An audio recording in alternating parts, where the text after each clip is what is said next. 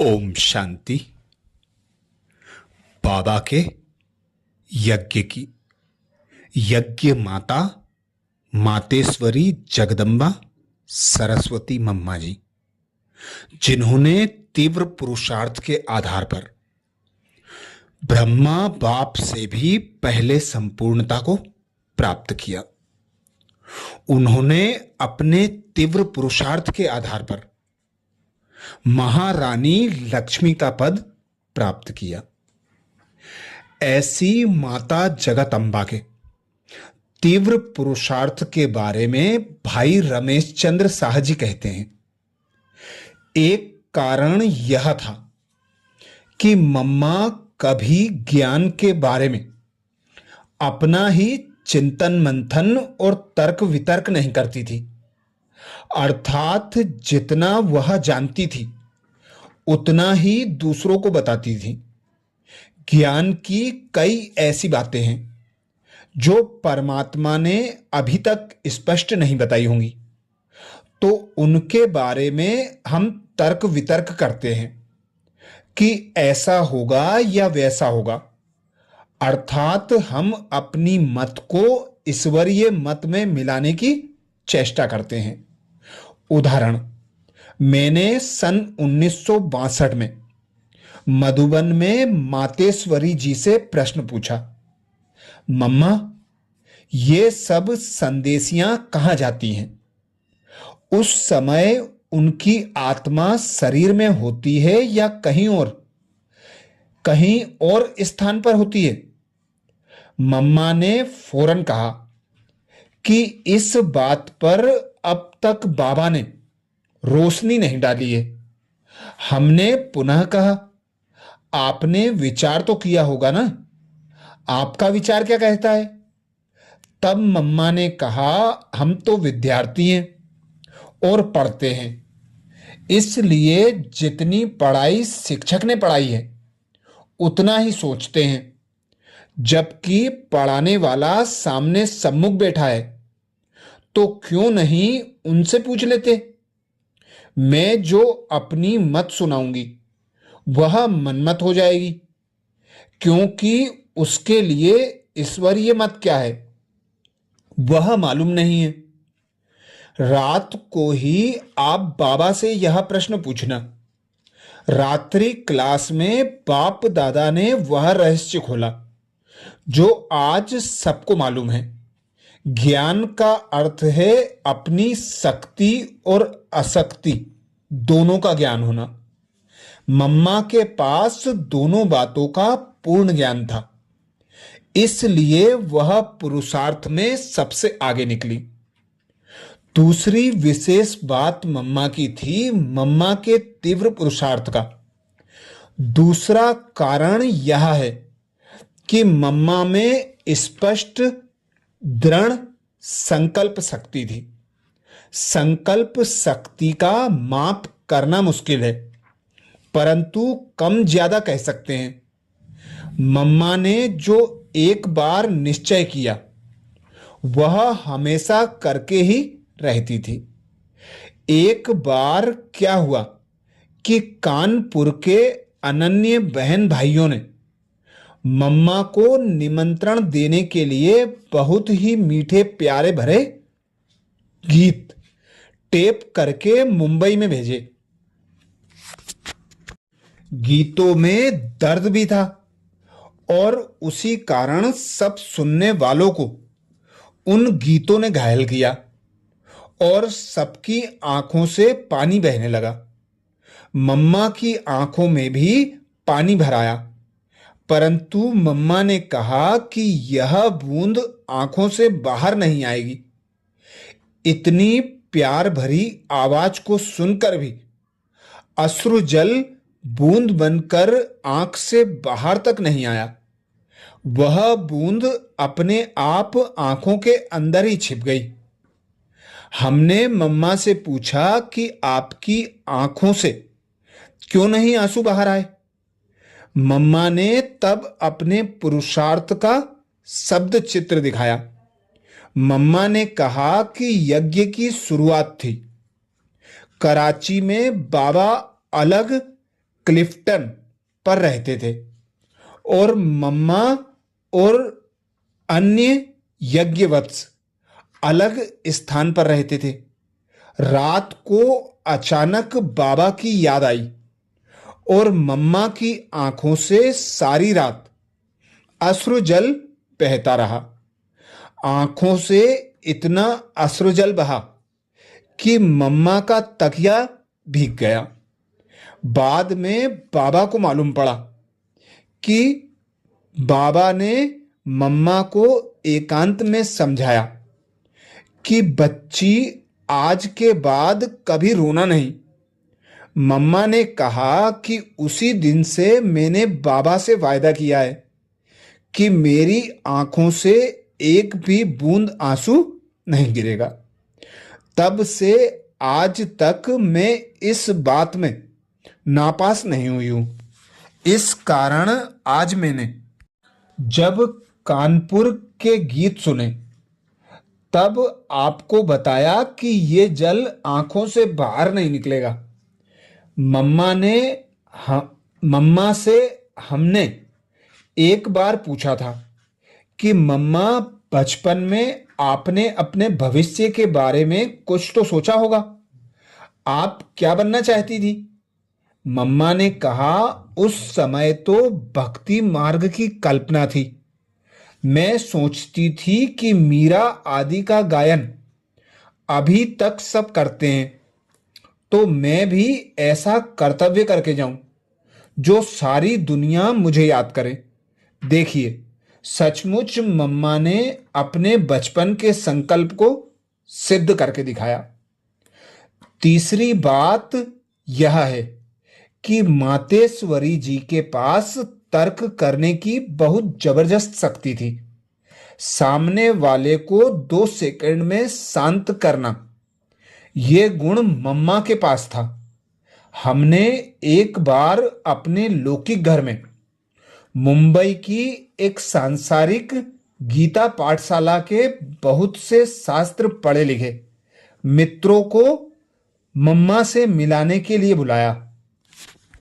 मेरे मन में प्रश्न था कि मम्मा ने जो शास्त्र नहीं पढ़े हैं, फिर कैसे उन्हें ज्ञान से स्पष्ट करेंगी।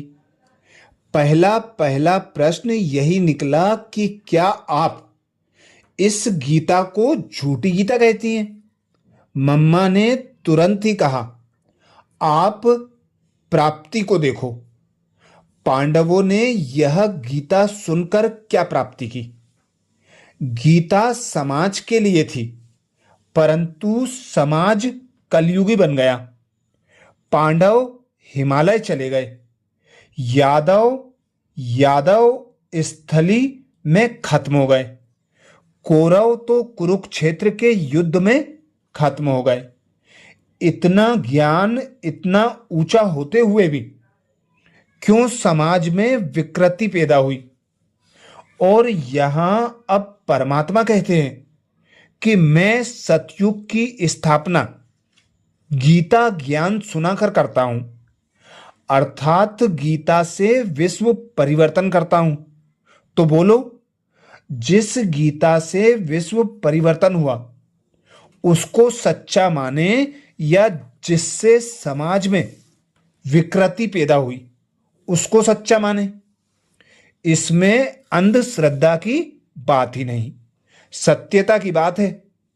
आप लोग पढ़े लिखे हो तो जरूर अंधश्रद्धा से परे जाकर सत्यता के बारे में निष्पक्ष होकर सोचिए। यह सुनकर एक ने दूसरे के कान में कहा कि अरे, इन्होंने प्राप्ति की बात को लेकर हम सबका मुंह बंद कर दिया है। सचमुच बाद में चर्चा के रूप में यह बात बदल गई। मातेश्वरी जी ने चौथी विशेषता मातेश्वरी जी में थी। मातेश्वरी जी ने अपने पद और जिम्मेवारी को अंत तक निभाया। थी तो वह एक कन्या, परंतु जिस क्षण उनको मम्मा पद या तख्त मिला, उसी क्षण के बाद उस तख्त या आसन से कभी नीचे नहीं उतरी। सदा उन्होंने सर्व के प्रति मां की शुभ दृष्टि रखी। हम बच्चों को भी बाबा ने पद, तख्त या आसन दिया है कि आपस में भाई भाई की या भाई बहन की दृष्टि वृत्ति रखो। क्या हम सदैव ये दृष्टि या वृत्ति रख पाते हैं? नहीं। तो इसका कारण यह है कि हम अपने पद को घड़ी घड़ी छोड़ देते हैं। मातेश्वरी जी से सब संतुष्ट थे और मातेश्वरी जी भी सभी से संतुष्ट थी। मातेश्वरी जी के भाव स्वभाव के प्रभाव में नहीं आती थी। मातेश्वरी जी किसी के भाव स्वभाव के प्रभाव में नहीं आती थी। सबको प्रेम से जीतती थी, इसलिए कोई उनको पराया नहीं समझता था। ईश्वरीय ज्ञान की नई बातों को न मानने वाले भी मातेश्वरी जी के व्यक्तित्व की महिमा करते थे।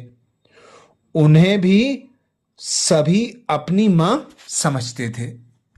ऐसे ही ब्रह्मा कुमार रमेश शाह जी कहते हैं, मैंने एक बार मम्मा से पूछा, मम्मा, आपके पास जो भी आता है अपने कष्ट आदि सुनाता है या दूसरों की कमी कमजोरियों के बारे में सुनाता है, कोई अच्छी बात सुनाने तो आता ही नहीं। मम्मा ने कहा, यह बात सच है। फिर मैंने कहा, ऐसे कोई हमें सुनाते हैं तो उसका प्रभाव हमारे ऊपर पड़ता है और उस व्यक्ति को उसी दृष्टि से देखना शुरू करते हैं। तो आपके ऊपर ऐसा प्रभाव नहीं होता?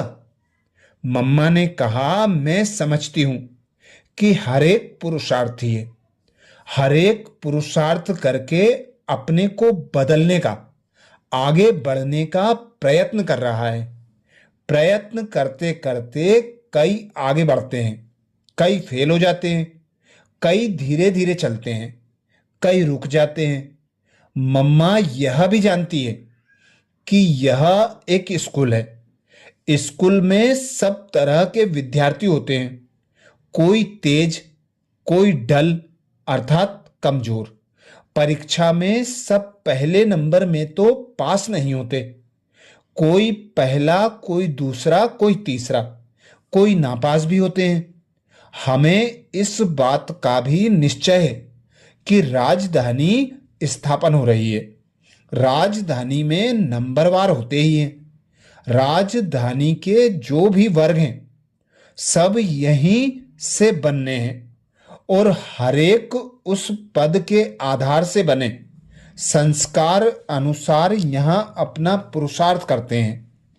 इसलिए कोई किसी के बारे में कुछ भी कहे, लेकिन मैं किसी के अवगुण अथवा कमियों को अपने चित्त पर नहीं रखती।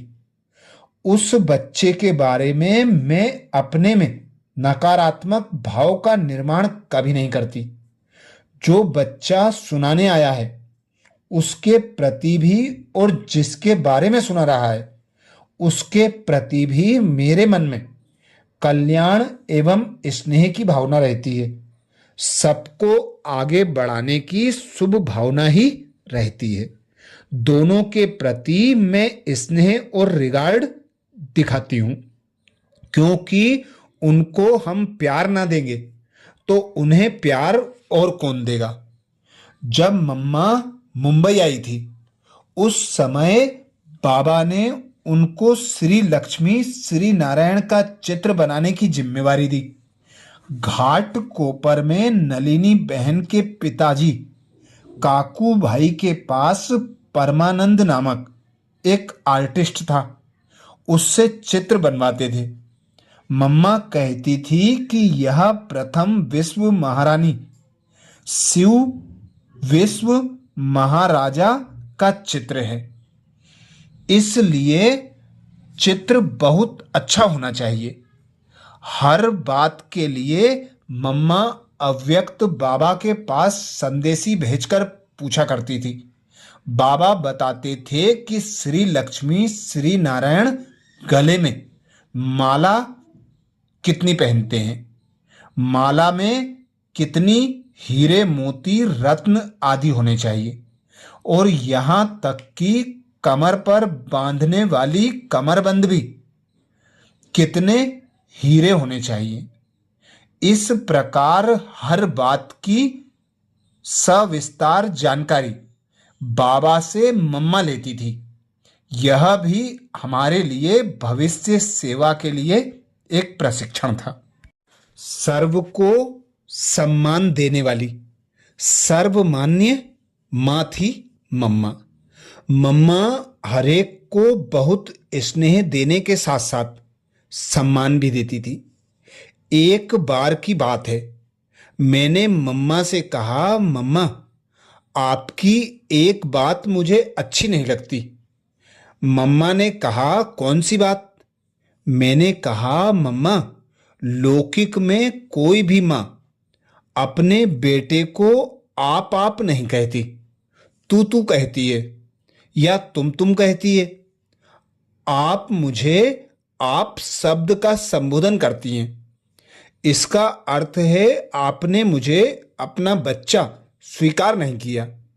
मम्मा ने कहा, ऐसा नहीं है, आपने बाबा को अपना बनाया है। उससे पूर्व मम्मा ने आपको अपना बनाया है। मैंने कहा, तो मुझे तुम क्यों नहीं कहती हैं? यह आप शब्द मुझे बहुत भारी लगता है। मैं उम्र में भी आपसे बड़ा नहीं हूं, और आप भविष्य विश्व महारानी श्री लक्ष्मी के रूप में, वर्तमान में जग जननी अम्बा के रूप में, भगवती सरस्वती के रूप में पूजी जाती हैं। फिर भी आप मुझे ऐसे क्यों संबोधन करती हैं?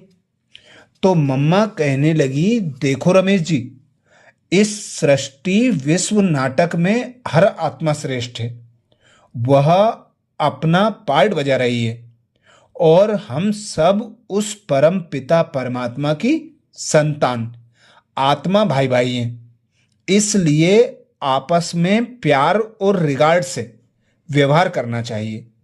लोक व्यवहारार्थ में आपके लिए आप शब्द का प्रयोग करती हूं। आप यह नहीं समझो कि मम्मा ने मुझे अपने बच्चे के रूप में स्वीकार नहीं किया है। इस प्रकार मम्मा से हमें यह सीखने को मिला कि हर व्यक्ति के साथ दूरांदेशीवन सम्मान और स्नेह से व्यवहार करना चाहिए। सदा सहारा और साथ देने वाली अभयकारी जगदम्बा माँ। मुंबई में जब पहली बार प्रदर्शनी करनी थी तो मैंने मम्मा से कहा। मम्मा ने कहा, कितना खर्च आएगा?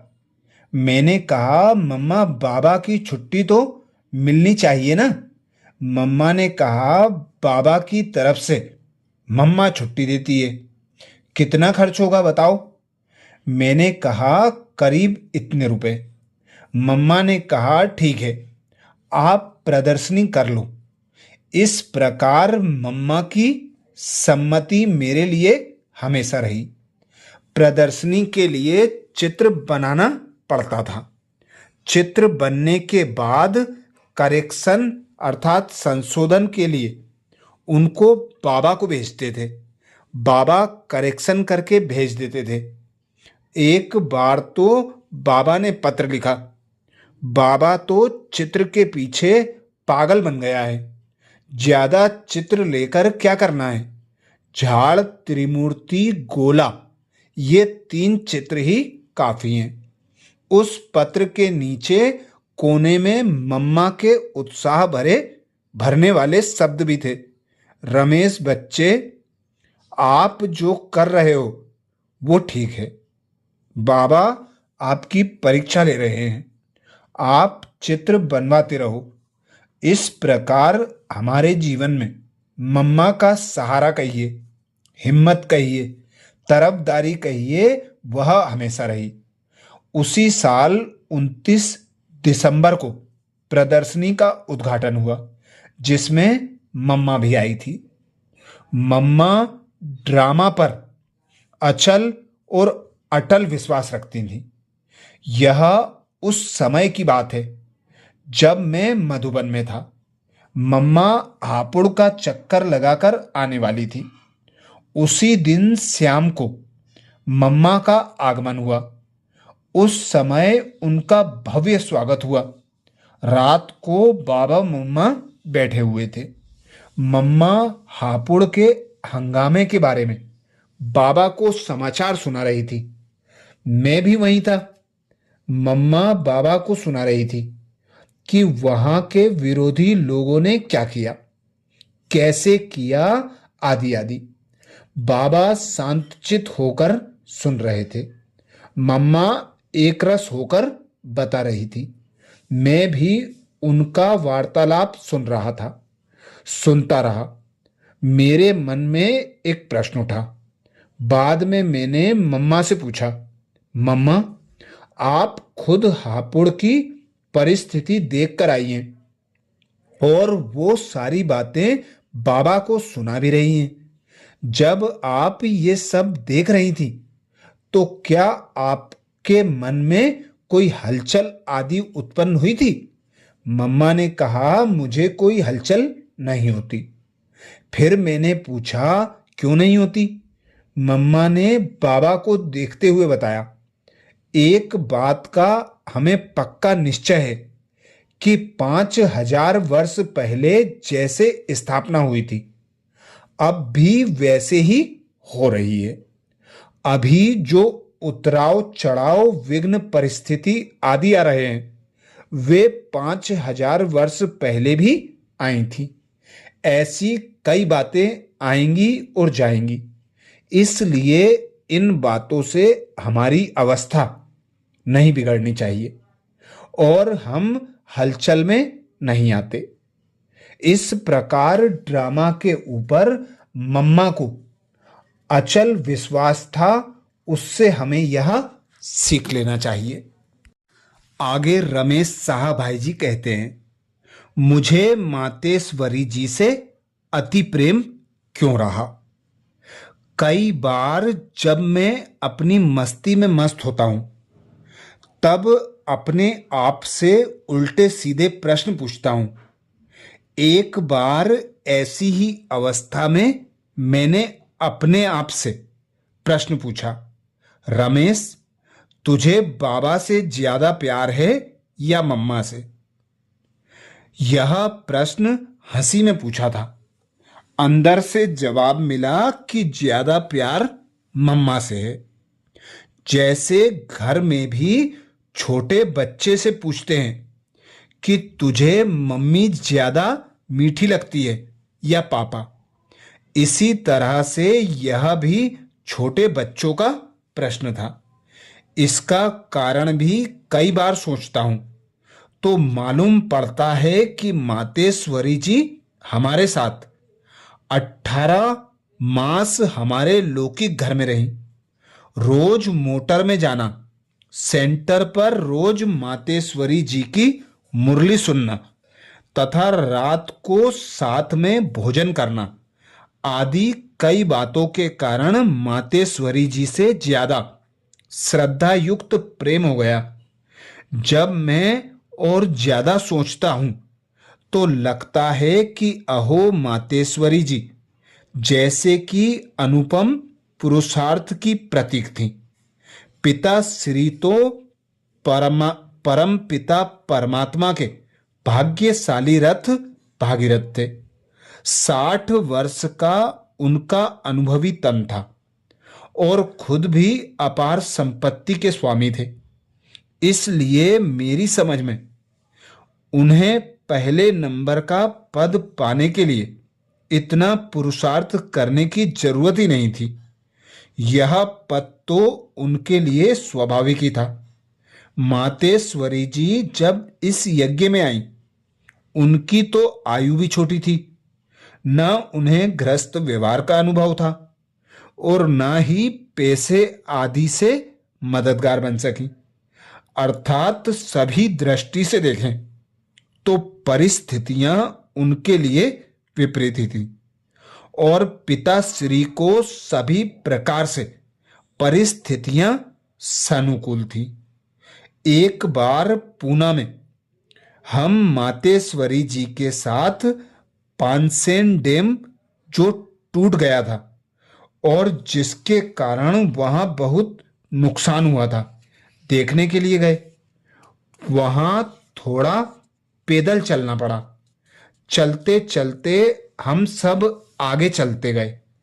मम तो मम्मा अकेली पीछे रह गई। हम सब रुक गए मम्मा के लिए और हमने मम्मा से कहा, मम्मा आप तो चलने में पीछे रह गई।